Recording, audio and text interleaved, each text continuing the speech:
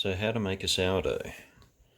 Last night I took my sourdough culture out of the fridge where I store it, added a little bit of flour, a little bit of water until it was sort of a runny consistency, less than runny, maybe semi-solid.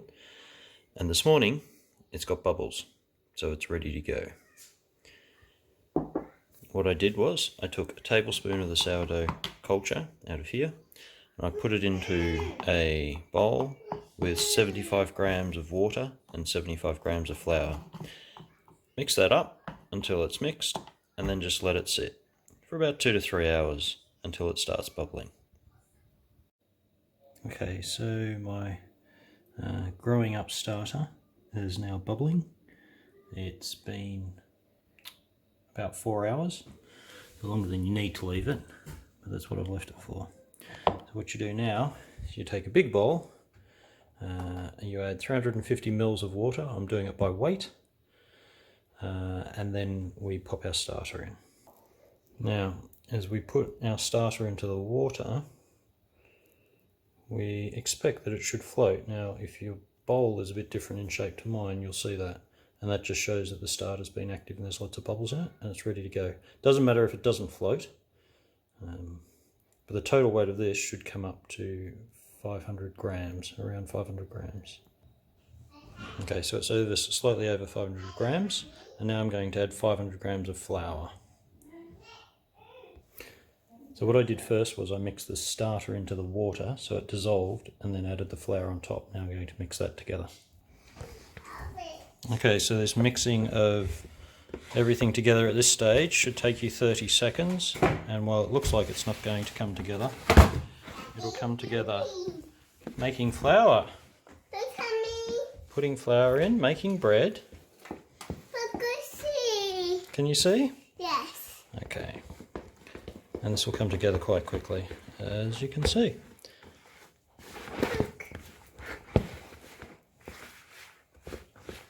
Shouldn't take much more than about 30 seconds. Would you like to do it, would you? Okay. And then once you've got that done, you just cover it and let it sit for a few hours. Okay, so it's been mixed thoroughly. Now it's a little ball. I'm going to cover it with a tea towel and sit it in someplace warm for a couple of hours. About an hour. We'll start with an hour.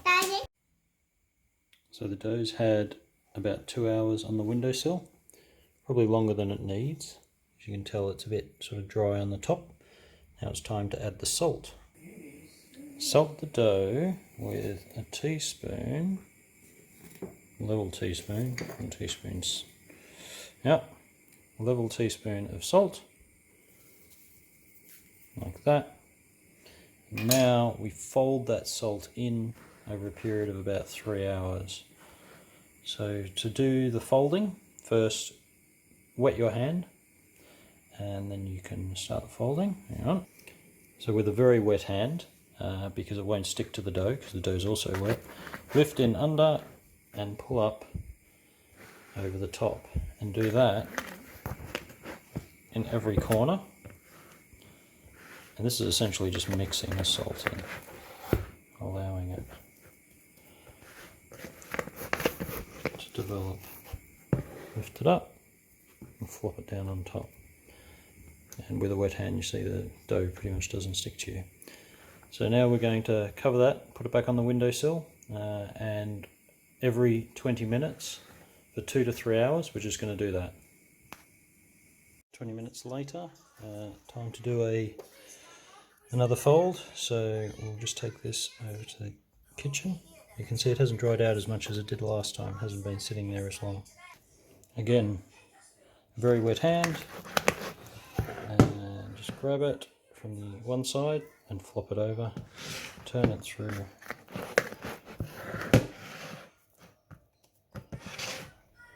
again through 90 degrees,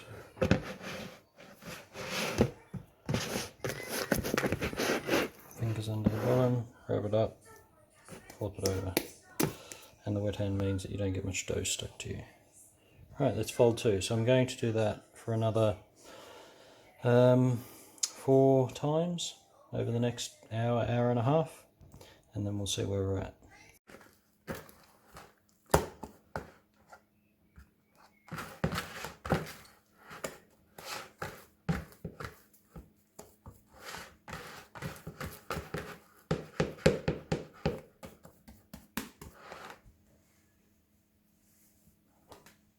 Okay, getting ready to prove for the final time. I have a proving basket, which looks like this. It's about sort of 2.5 inches high, but any bowl would do. I take this chucks and line it heavily with flour, and I'll show you what I do with that later. But the proving bowl that you use should be about the same size as what you're going to bake it in. Now I bake my sourdough in this cast iron pot, because when you put it in the oven you can preheat it, it keeps temperature, and for the first half of the baking it's sealed, so it doesn't lose moisture, and you'll see that gives you a better crust. Okay, so that's what I use. And we're going to get the dough out.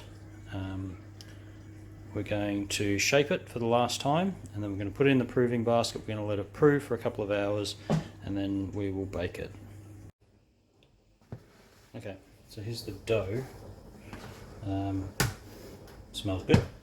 And we're going to shape it and get it into the proving basket.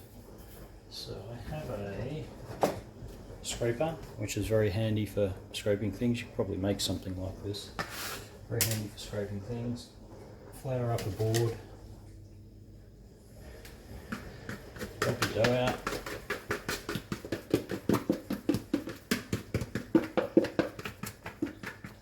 There's a reason I use these plastic bowls.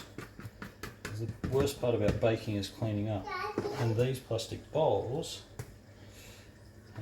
once it all dries on that, you can just flake it off. So they're good. Right.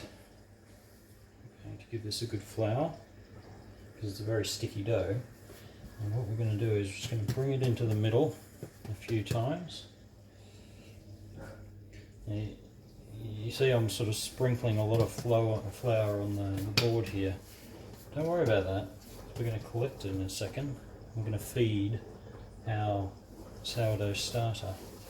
Right, so just doing a few folds into the middle, giving it a bit of a rough up. Now we're going to round it up into a ball, let it sit for about 5 minutes, and then we're going to put it in the proving basket. Just round it up into a ball, tucking it under itself, turning quarter turns. You can see there's lovely big air bubbles in the dough here, which will form those holes. The sourdough's good for giving. Right. So after we round it up for a bit, we'll let it sit there for about 5. Okay, so now we have the proving basket. I've put quite a thick layer of flour in there, and the cloth. The sourdough's looking lovely. Once we've got that all floured, we can just pick that up and tuck it in there, and make sure you heavily flour the top of it. Stops it sticking to the cloth more than anything. Cloth over the top like that, and tuck it in. Then we take all of this flour and we collect it up. We're going to use it to feed our sourdough. It doesn't go to waste.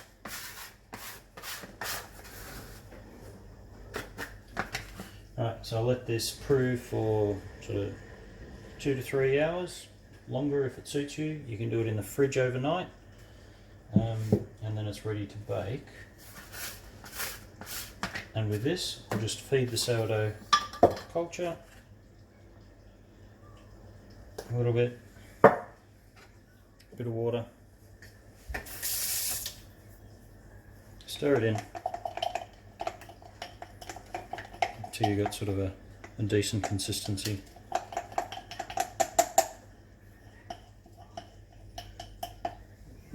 Back in the fridge.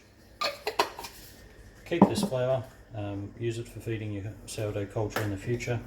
No need to throw it out, even if it's got little bits of dough in it. It's all good.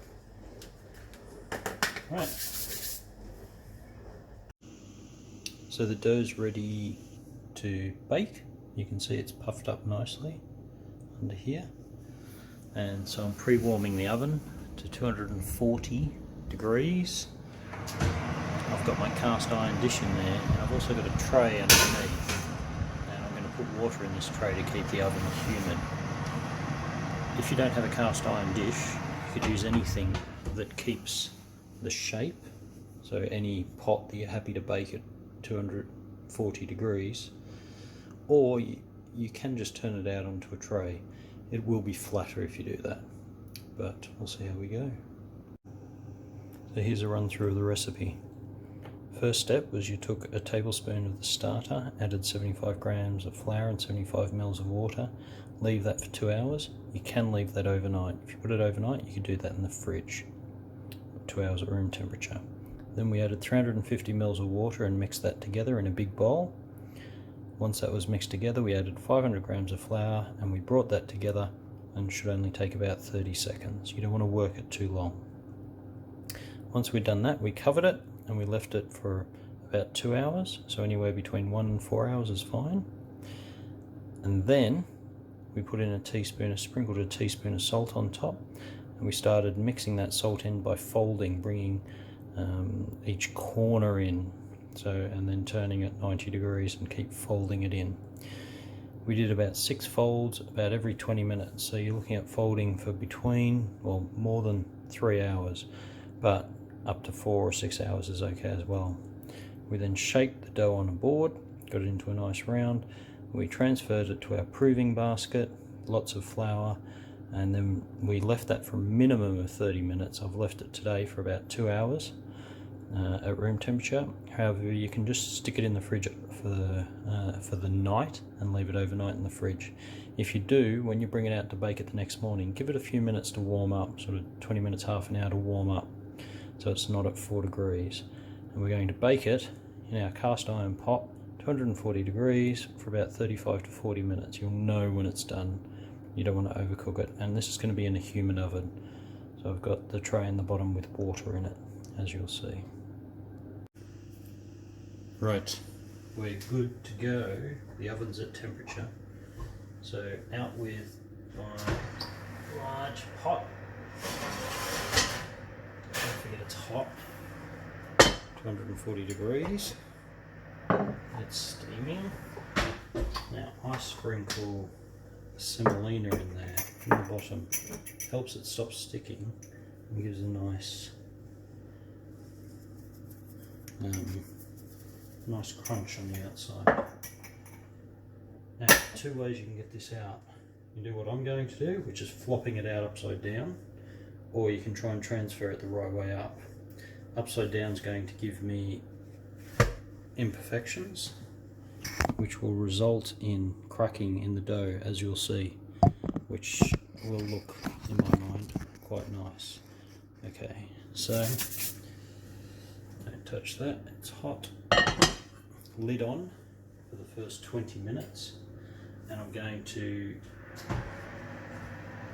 water the oven, make it humid.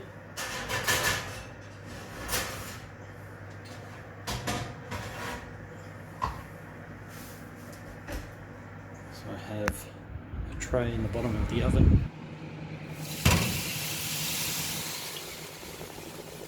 Put about half a centimetre of water in that tray. Keep the oven humid, and we'll give that 20 minutes. So my floured proving basket, I just take that, reclaim as much flour as comes off. Sometimes I shake it outside, put it in a plastic bag, pack it away, use it again like that. As long as you don't get any dough on it, it's no problem. I was saying earlier how I use these plastic bowls, and why I like them is because the biggest problem with baking is the cleanup. These plastic bowls, you can just do this and all of the yuck comes off, put it in your food waste bin, and they're easy to clean. Just rinse out, just like that. That one hasn't quite dry, so just let it dry and just go around and scratch off anything with your finger. Makes the cleanup easier. Okay, so it's been baking for just over 20 minutes. So I'm going to take the lid off. So let's take it out and have a look.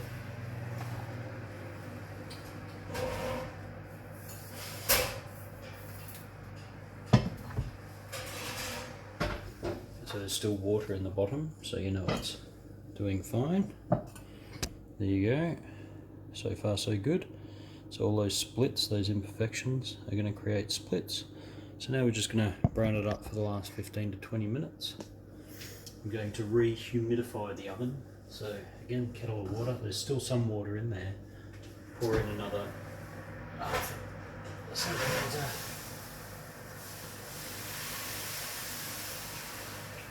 So it's nice and humid.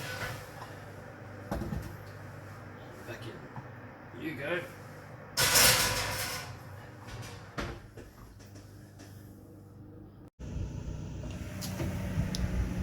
Poof. Uh-oh, all smoky. Right, 15 minutes with the lid off in a humid oven, and we'll call that done. Let's get it out and have a look. Right. Turn it out into a cool rack.